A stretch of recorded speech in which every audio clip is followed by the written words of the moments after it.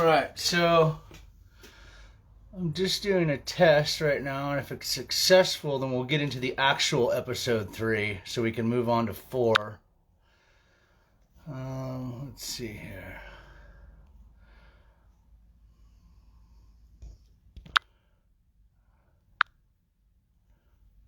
Let's see, can I do this?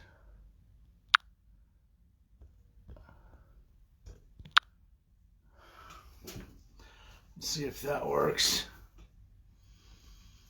So we had a absolute miserable episode 3 between Facebook not letting us chat with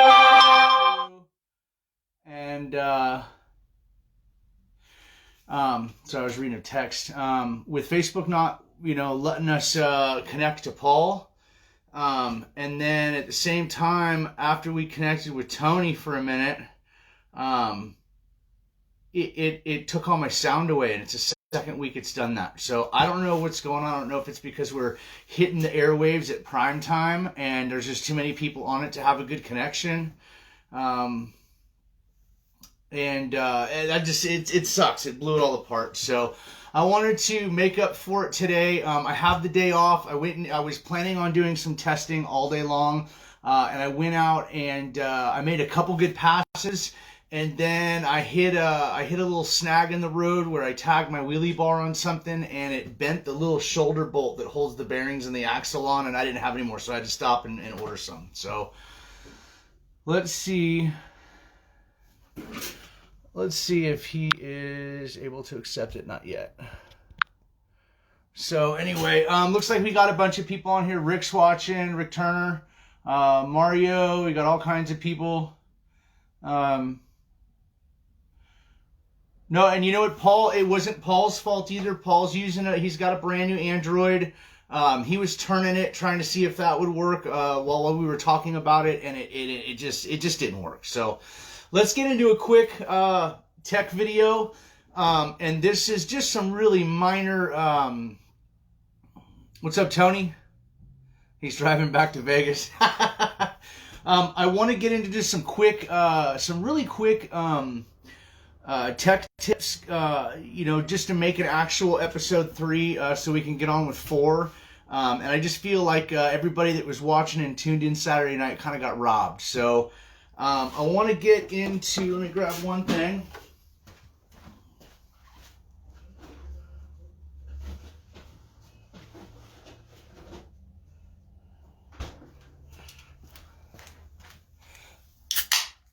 That's what I needed, baby. So, starting to test for Vegas. I think I'm looking all right with the time that I have, the time frame, with what I figured out in the last couple days. I am way behind the ball compared to where I thought I would be at this point, due to the fact that, a car that I was putting together with parts and groups of parts from different companies, I was like, okay, I got everything. I need this one thing and this 2 things, and they'll be in by Friday. And then they didn't come, and then they didn't come. And I had to order and find them somewhere else. And next thing you know, it took a month and a half to build this car. I probably could have assembled the whole car in 2 days, but it took me a month and a half because I was constantly waiting for parts. And that has to do with COVID. It's the same reason why everybody's still waiting for R1 stuff and other companies when they have stuff out of stock. So with that being said, everybody knows that I come from a rear motor world, and I will admit it, the mid motors have a potential to be a lot faster than the rear motors. And here's a quick scenario of what I've come up with. So a rear motor with all the weight in the back behind the center line of the axle, it helps it launch phenomenally well. However, once you get 100 feet out, the weight positioned in a place that helped you launch is now all of a sudden, the faster you go, hurting you. As to where a mid-motor car is just the opposite. It won't launch nearly as hard, but once I get out to that point to where rear motor cars starting to have problems and starting to want to lift the front end up, my car actually will buckle down and start building even more speed. And once you get to about 80 feet, you can just really turn on more power than anybody really needs. So I only have a few good passes under my belt. I'll be completely honest with everybody. This is all new to me. You know, I had probably should have been building this car 6 months or 8 months ago. I probably wouldn't have ran into a lot of the snags I did with getting parts. And it's been a long road, and I've had some really good, just good folk help me get this car to where it's at right now in such a speedy time. I mean, I've only had the car actually runnable for about 2 weeks. So I want to give a huge shout out to Mark Vine. This guy, I love even just chatting with him. And just and hearing what he's got to say, and he's got, you know, a totally different perspective from what I've been looking at it. And when I think that makes us kind of a good team, because when he's looking at it from this angle and says I see this, and I'm looking at it from this angle saying I see this, now you get to see both sides of something, you know. And the guy's just super smart, and I really enjoy talking with him, and enjoy and appreciate all the help he's given me. And Kelly Ria, and Paul Peterson, and Steve Villanueva of R1. Paul will be out in, I think Steve will be too from R1, but Paul will definitely be in Vegas come the 27th. And we're going to go out there. We're going to have fun. I think I should have her pretty dialed in and probably get through a couple rounds. You know, I'd like to have the winning car, but with only a couple months of mid-motor under my belt, that would be a very the chances aren't there, but I'm still going to come out of my pit swinging every time. So let's get into some quick tech stuff. This is some really simple stuff. Some of it is what people have asked me over and over again, so might as well just show them how to do it. I think it's just, you know, the easiest way. I don't really want. I mean, there's some stuff that I keep secret because we all have to. We got a lot of money on the line come 27th. But for the most part, you know, I want to, you know, just like I started a year ago with this, I want everybody to be fast. So the first one's going to be really silly, and you know, somebody's like, use a hacksaw, and I was like, you know, I've got halfway through it, and it made a complete mess of it. And I was like, you know what, I have a freaking bandsaw in my garage. Why didn't I use that? So that's what I'll be using next time. But just for informational purposes and a visual, this is your regular shop towel, okay, automotive shop towel that you get at like a Kragen, or actually Kragen's not around anymore, but Pep Boys, AutoZone, you can get them just about anywhere. I think you can get them at Walmart. This is what I use to clean myself, my hands. This is what I use to clean the tires. I mean, it just works really good. And I felt like every time I'd rip off a full piece, like I was just I was wasting so much towel. So a buddy of mine's like, you know what? Take those things and cut them in half. So that's what I meant by it looks horrible. But and what it does is when you cut it in half, it gives you just a nice little square towel to shoot with your simple green or whatever it is, or just to wipe your wheels down, and you're not wasting a big towel. Plus now you got 2 rolls. So that's a really good tech tip. If you guys aren't using these and you're using towels like a regular shop towel that is getting dirty throughout the day, it's really worth it. You don't know what you're picking up on that towel throughout the day. And every time I go to touch one of these on my tires, I can grab a brand new one and have a brand new surface that's never had anything on it. So it's not susceptible to putting anything on the tires that I don't want, or rubbing anything on my Lexan that I don't want, or whatever. And you can use this for just about anything. I also use this with the. I had talked to you guys a couple weeks ago about, you know, black scuffs and marks on the bodies, and sometimes they don't come out, and most times they do. But just isopropyl alcohol and a half of whatever. And one of these, and you can take off most black marks on a body. The alcohol will not hurt the Lexan, so I think that's pretty cool. These are just all around good towels. It's a good investment, I think. I don't know what they're even going for. I usually get them from Costco in bulk, and I think you can get like a 6-pack of them, I think for like $12 or something like that, and maybe a single rolls for like $3.99. So, and a single roll, you know, I mean, this is one single roll cut in half, and this will last you a little while. So definitely a good tech tip, along with the alcohol. Another tip is, some people, well, a lot of people are using setup boards, and I like setup boards. Setup boards are good, but for a car that's 2 feet long,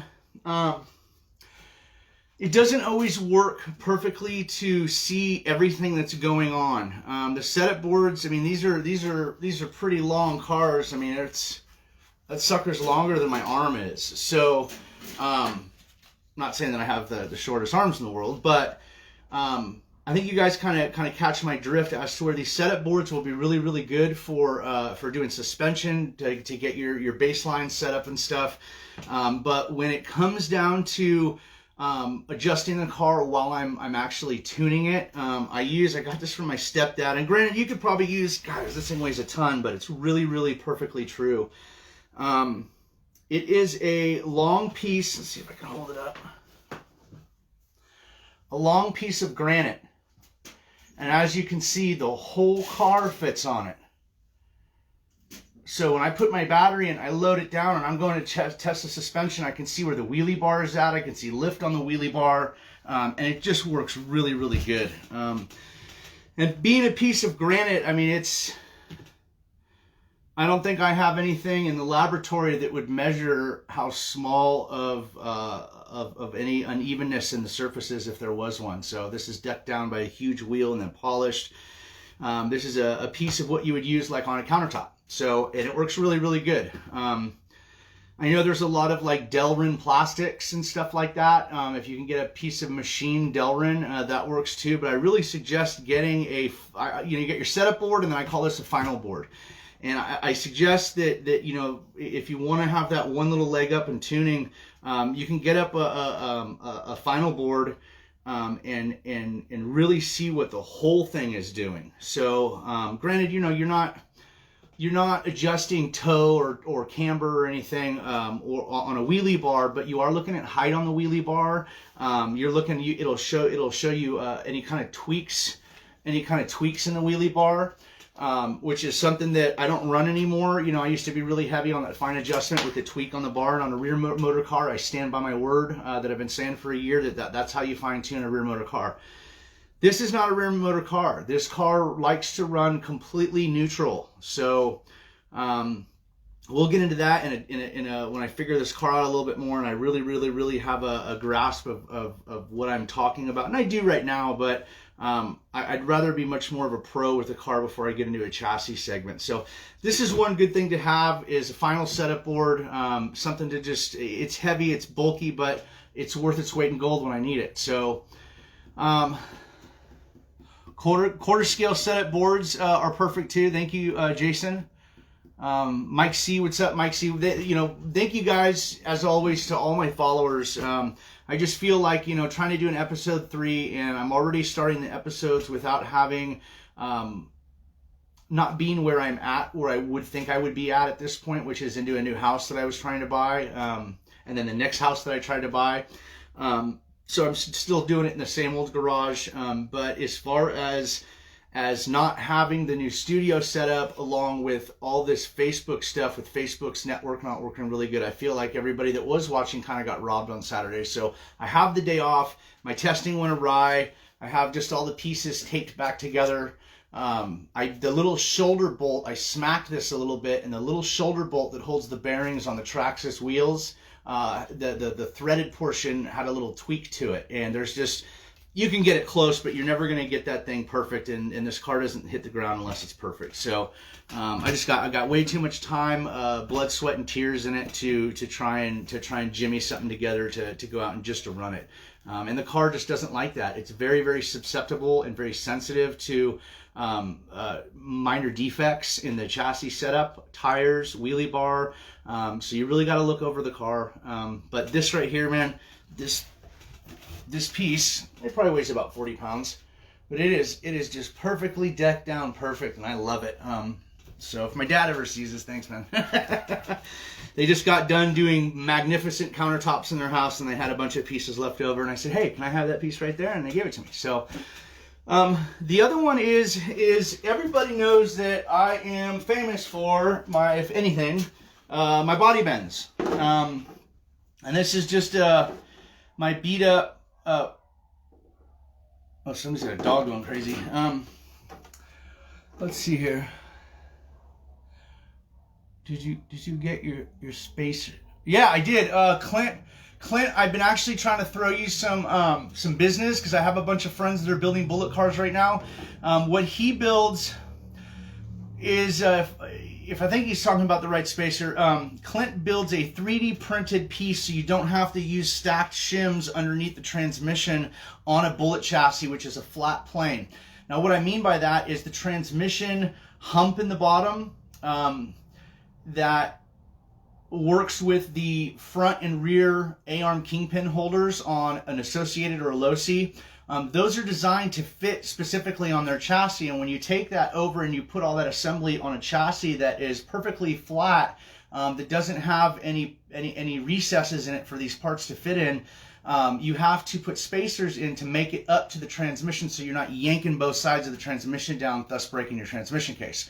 And he makes a little 3D printed piece that goes in there, because I got to tell you, man, having 3 spacers here and 3 here and 3 here and 3 here, and then slipping on your front and rear kingpin A-arm holders and holding the screws in and then putting the transmission on while getting them started, I mean, it is a pain in the butt. So it can be done. I've done it, but as soon as I saw that part, it was actually, I was like, you know what, that's just a must-have. I gotta have that. If I ever gotta change a tranny out or something in quik, I can't be messing around for 45 minutes with spacers. So I bought one of those pieces. You know what, Clint, actually message me some more information on where people can get them, a link where they can get them. I'd love to promote these for you. I totally stand behind the product. It's a product that is the only one out there, I think, at this point.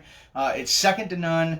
And it just makes, if you're building a bullet or you want to build a bullet or you've already built a bullet and you want to eliminate that stupid shim setup, and the shim setup does work good, and at the time that's all that we had, you know. And now, just like everything, I love evolution. That's what's happening. We're getting this, we're getting you know, some stuff, you know, 3D printed and manufactured that we just didn't have a while ago. So that's kind of cool. Let's see, I think Clint, good, he's been getting lots of orders. Well, I'm assuming I'm probably responsible for minimally 4 or 5 of them, because I have a bunch of buddies that are building bullet cars, and I was like, hey, with this, and this, you also need one of these. And I'm talking about that transmission spacer, that chassis to transmission spacer of Clint. So if he can get a hold of me, Clint, Facebook message me some information on it. I'd really love to, because I told the last buddy I was like, yeah, you know, and I showed him the piece on my car. I was like, this is what it does. You got to get one of these. I forget where to get them. And then like a day later, I saw one of Clint's ads for him on Facebook, and I was able to tag him and several other people, and I think they were able to purchase them. But it's just a lot easier if I could get a place to do that from. So thank you, Clint. He looks like Clint's going to message me with that stuff. So anyway, still super pumped about the bullet car. I think it's if not one of the fastest cars in the country. I was watching some hits yesterday on Facebook live feed from some of the guys down in Desert Hobbies, and holy crap, I mean, these things are moving out. I don't think that from some of the hits I'm seeing in certain areas that any of the rear motor cars that I used to run or run against up in the 707 would even hold a candle to them. I mean, not even close. So some of these guys like Mark Fine and Kelly and stuff like that, they really figured out these mid-motor cars, and that's why I'm on the mid-gang. I mean, it's just it's the next level of evolution. I mean, you know, we want to push them to 75, 80 miles an hour. You know, a lot of it comes down to weight distribution. So, I know that just for anybody watching, I know there's a lot of people out there waiting for Mark Vine to get carbon back in. It should be any day, guys. It's just, again, it's COVID, so there's nothing that anybody can do about it. And I know that Mark and his brother, once they get the carbon in, they're going to be absolutely just pumping these things out like hotcakes for people. So they, you know, in a couple days, end of the week, whenever it may be, you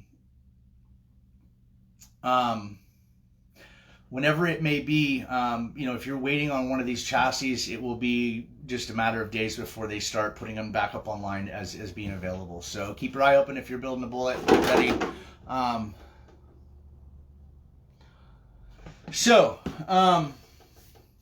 One of the other tech tips I want to do.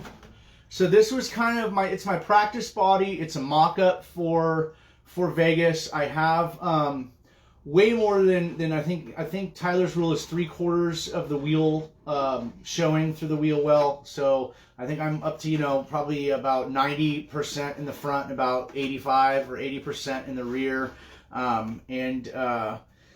The other rule is that you have to have no less than a 1/2 inch back here hanging down. So I got that, and I have a full quarter panel back there, so that's legal.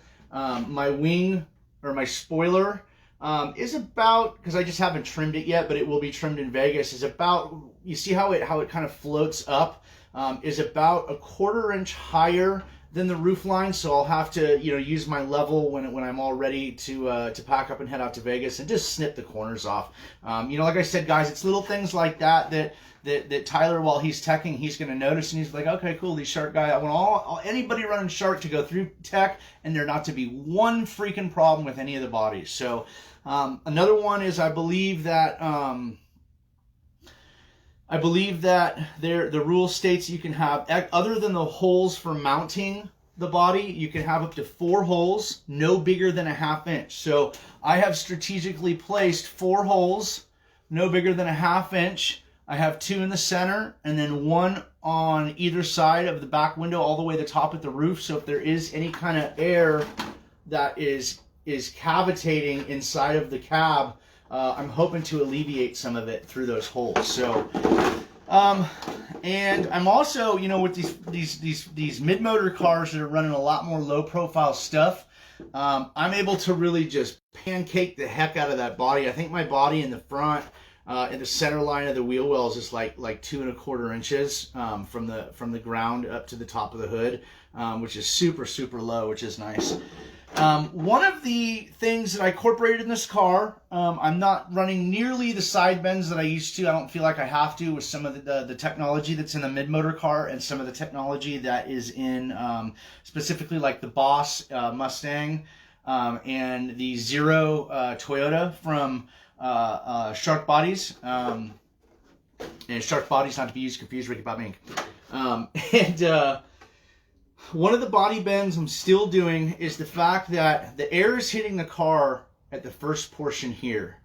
And anywhere it's deflected, most of it is going to go out by the body or up over the body, but some of it is going to want to go into the car right there. I've always believed that this is one of the, behind the front wheel well, is one of the biggest places where air is entered into the body.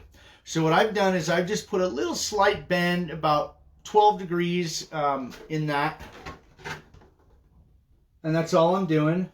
And somebody said, yeah, but you're not running the crease all the way down. It kind of like rolls at the end. If you notice, the crease is only at the top. And you can see, right, that's a good shot right there. You can see exactly what it's doing. Any air that wants to go in the body right there, it's just deflecting it outside of the body the best I can without adding anything that might be illegal to the body. And what I'm using to do that is just your regular hardware store, some duck nose pliers, and they're just like a little tiny handbrake. I guess you could call it a handbrake. Now what I'm doing is, I know that one side of my pliers is going to start right with the top here, the very top. It's going to want to swoop off nice and even with the top of that, just so it contours the wheel well opening and look nice.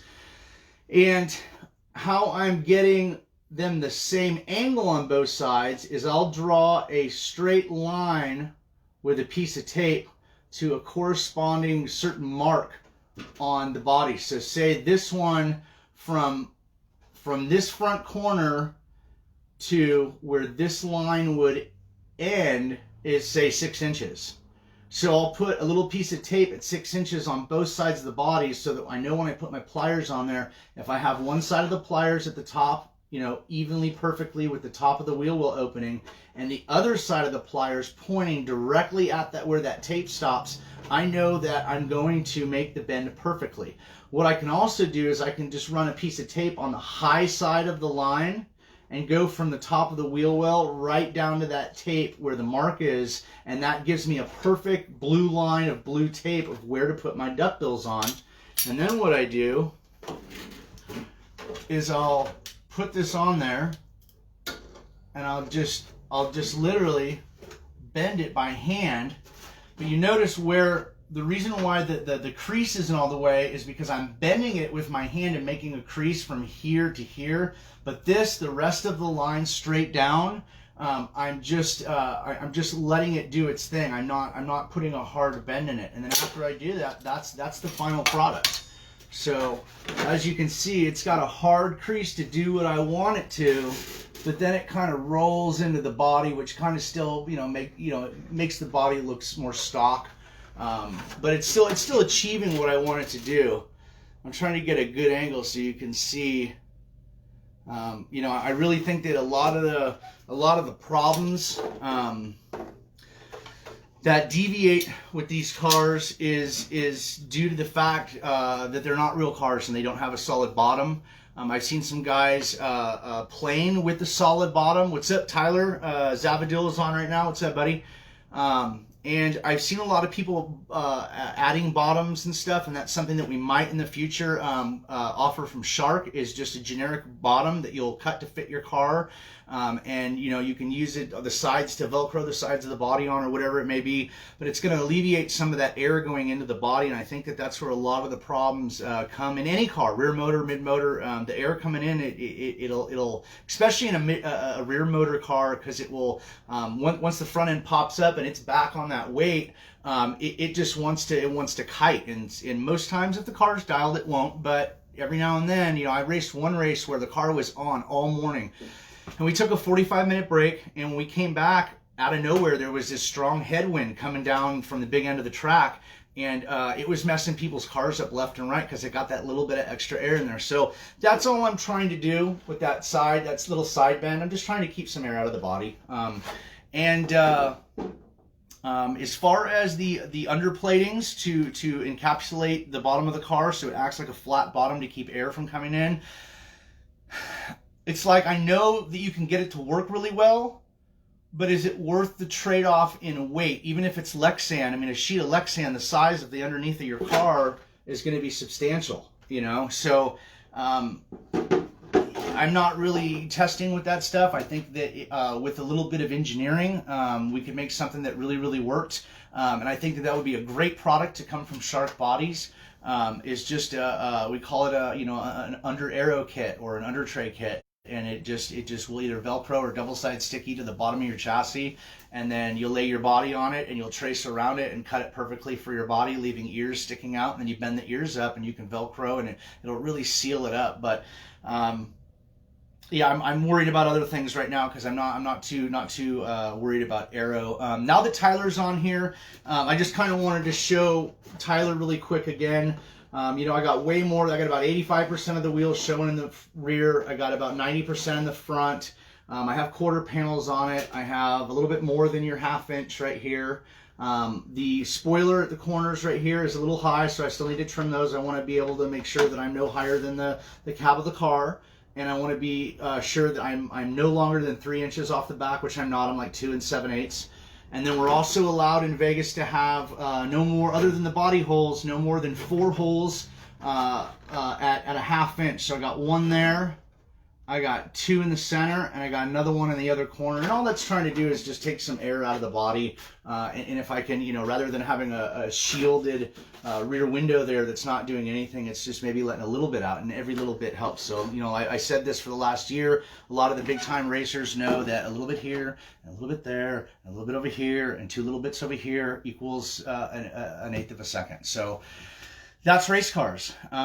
So is there any questions out there for anybody? Just book my hotel rooms for me and Emma in Vegas. We'll be staying out in Vegas 4 nights. I kind of want to take my time other than the race. I want to be able to drive around at night and show her all the lights and the cool looking buildings and stuff. Because she's a kid, and I'll try to show your kids, just about anything they haven't seen before. So, yeah, so I'm looking pretty good. The car's doing all right. I just need to do a little bit more testing with the car before I really start adding the power. I think that Steve Villanueva of R1 has just knocked it out of the park as far as getting me all the power I need. I'm just turning RPMs and making power like I've never done before, which is saying a lot because when I was with Phantom, we were making a lot of power. Phantom motors are great motors. However, there is some further engineering that we've done with the R1 products, and it's really, really working out. It's working to my benefit. Tony says, I'll be really busy in Vegas with lots to show her and stuff. Yeah. You know, the one thing that sucks is I remember the first time, I must have been about a little older than Emma, probably 9 or 10. She's 7, or she's almost 8. But the first place I got to go as Vegas is my mom and dad took me to Circus. And that was like walking into the biggest, most bitchin' arcade. And they had the big ball in the center of the arcade with the motorcycles going around. And I was just like, yeah, it was awesome. So looking forward to spending a little mini vacation with my best friend. And I'm sure there'll be other people with their children out there. And that's, you know, I think that anybody, whether it's from Tyler and Tim Smith to Mark Vine, to the guys in 707, to Lake County, to Texas, to Oklahoma, to Florida, to wherever you race from. And it's not just drag racing, and it's the golden rule is you always got to include the kids. You always got to, every race you attend, there's some kid that's watching you that you don't even know about who's wishing he was you at one of those races. And so along with driver etiquette and manners at a race, you know, keeping the kids wanting to have fun with it and keeping them having fun while they're doing it and including them in doing it is what this is all about. Because let's face it, if there is, let's just say 500,000 people in RC in the United States, I know it's much more than that, but let's just say, hypothetical speaking, and 200,000 of those people have kids, and nobody ever got their kids into it, within 5 or 10 years, we're only a generation away of nobody wanting to be into RC. And I don't think that'll ever happen, but I always try and push the kid thing. The kid thing is what it's all about. So, especially with me, my daughter's got, I think she's probably got more cars than I do. So, but whatever, that's what it's about, right? So, yeah, if there's any other questions, I just wanted to show you guys some quick tips and kind of give you an episode 3 after you know, between the Facebook link between me and actually, you know, I got one more thing maybe I might be able to show. Paul, are you on right now? Are you watching this, Paul? Let's give Paul a minute to chime in. Let's see if Paul, I think it's about 30 to 45 seconds normally behind. Paul, calling Paul. But anyway, Shark RC bodies, along with all the stuff that you all know that we make, we got some new cool stuff that's going to come out. And I think it's going to be some head turner stuff, and even some people that were on the fence about Shark, I think might want to fall over on that side of the lawn finally with some of the stuff that we got coming out. And I think that would be no, that's Biggie Paul. I'm looking for Paul Peterson. Somebody get a hold of Paul Peterson right now and tell him to chime in, so that I can see if I can maybe put this new product up on the interweb right now. Because that would be really cool. Let's just get this body out of here. How about that? So I got this is the Corleone for Vegas. Was painted by Robert Lehman.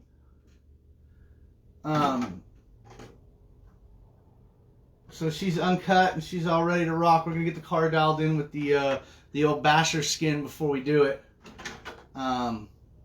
But yeah, I have another Mustang coming, and I like the Mustang, but I think I'm gonna have it at the booth and maybe even get some signatures on it just as a keepsake for myself from King of the Streets 2.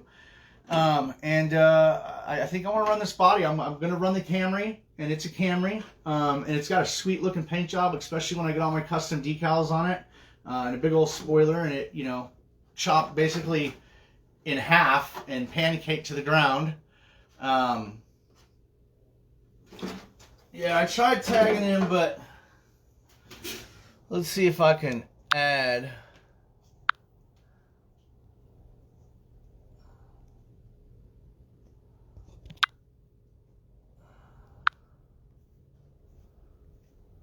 Yeah, you know what? Paul is a freaking workaholic, and I can almost guarantee you that Paul is out in his shop right now making bodies. Paul is one guy that feels like he's failing when his stuff gets too far behind.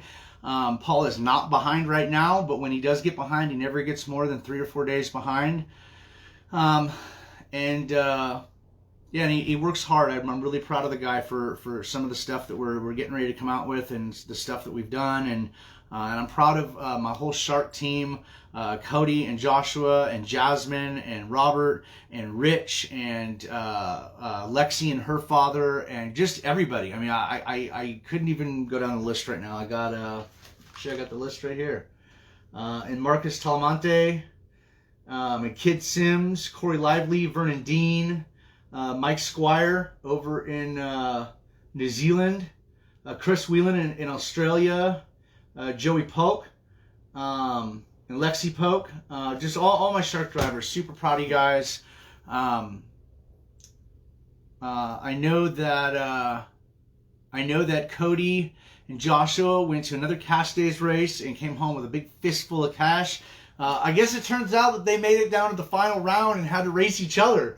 And that that just must have been the talk of the town. The only two out-of-towners that came in ended up getting to the final and winning the thing. So congratulations, guys, on another win. I like to think that along with skill and a good built chassis, that Shark Bodies is kind of what helped get you there. I'm hoping to see a Shark in the winner's circle in Vegas. And I need to get Mark Vine. Mark Vine, you got a Shark Body coming your way. Let him play with it, see if he likes it. Yeah, I guess Paul isn't on here. I'll have to call him on his personal line and talk to him and see. I don't ever release or talk about, company stuff until I get the absolute one thumb or two thumbs up, one green light, and them going through the booth window. So that's just how I like to do it. These companies work hard for their money, and they work hard on engineering and producing the products, and I always want to respect the fact that they call the shots when it comes to releasing stuff. So big stuff coming from R1. I mean big, like so big. Whoa. And then Shark too. Shark, we're gonna have, from what it sounds like, what Paul's put together, what I've helped him kind of come up with and think of. We're gonna have a big booth and some big stuff in Vegas. I'm really looking forward to it. So I hope Tyler knows that. I'm really looking forward to going down and meeting him and giving him a high five and a yeah, what's up, RC dude? And just be a nerd. But that's pretty much all I got. I think that I'll consider this episode 3. We can move on to 4. I'm hoping to do the soldering expo on the next show. So hopefully, if all goes as planned, I will have the gear that I need in to do that, and show you guys not only how to solder, basics of speed controls that you want to make the wires thicker, and to have less resistance, voltage going through your lines, but also have, if you want to install an aftermarket cat pack, such as flashpack cat packs from Milo Carvalho, I'm going to show you how to not only do one of those, from brand new to completely stripping it down to a complete upfit of everything that I use on my car, but also how to do it nice and how to do it neat. And people go, wow, it looks like he really knows what he's doing. And having good solder joints. That's I've seen so many people. I've been racing for almost 35 years, whether it's off-road or oval or on-road or whatever. And I don't think I've ever once had a problem where a soldering joint popped off and the car coast to do a stop.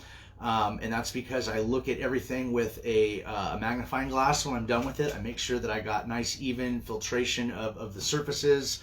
I have good solder penetration into the wire, and all that fancy jazz that you're going to be looking for in a good quality soldering job. So again, just here to help the people as much as I can. I'll admit there's kind of a newbie to the mid-motor stuff, not a newbie to RC itself. So I will humble myself and say that I'm learning a lot from these guys. There's a lot I still have to learn. I'm doing the best I can with the car, and I think that we'll be able to turn out at least a decent show out in Vegas. So again, looking forward to meeting everybody. Tyler and Mark and Kelly and Cody and Josh and Paul and Tim Smith and just all these different names that I've been talking to for so long, and we live so far apart. I can't wait to put some faces to the names.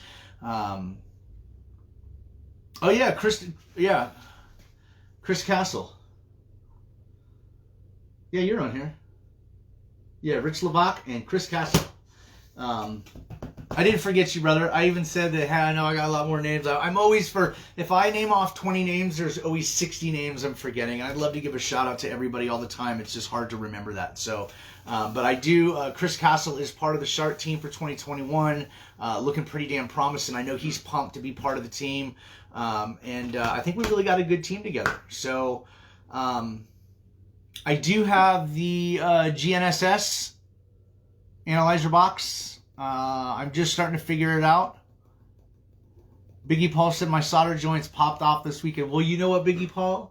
Might want to tune into next weekend's episode. Maybe pick something up. Maybe you didn't. Maybe it's just luck of the draw. You guys, usually, well, 100% of the time, when a solder joint pops apart, it's due to resistance, or it's due to heat. And heat is caused by resistance in an electrical circuit. So, you know, that can be caused by all kinds of different things. It can be caused by a piece of wire that's been kinked over and over again. It can be caused by something that looks like it was soldered at, you know, at the terminal, but it wasn't, you know, it didn't have solder filtration on the stainless wire all the way around and into the sheathing cavity. There's all kinds of different reasons that'll cause resistance like that. So I'm hoping that my video will be able to take some of the guys who've been soldering and fine tune their skills a little bit, and take you know, some newer guys that really kind of don't know what to do, and kind of show them some tricks on what to do. And I will say that, you know, I have a lot to learn in some areas. I'm really good in some areas, but I am an excellent soldering guru. I'm 43. I've been soldering since I was 12 years old. I'm a 34 state certified welder. I'm a journeyman TIG welder on top of being a mechanic. You know, I did 2 years of metallurgy in college. I have a degree in metallurgy. So soldering has always been something that's just kind of second nature to me. You know, I solder up and wire cop cars for a living. That's how much I use it. So, yeah, I'm hoping that there's some people out there that can get some good information out of it next week. So Willie Trent said, I'm a cheater and use flux occasionally on mine, even though you're not supposed to on electrical. You can use flux on electrical. I don't suggest adding flux to a solder. I suggest getting a fine spaghetti string 60-40 that has flux built into it. That way the flux is consistent. You know, if you have a consistent feed of wire and there's a consistent amount throughout that wire or throughout that solder roll of flux, then you're going to get a much better soldering joint. But we'll get into that. So I will get a hold of Paul. I will be live again today, if at all possible, for a short little video to show off.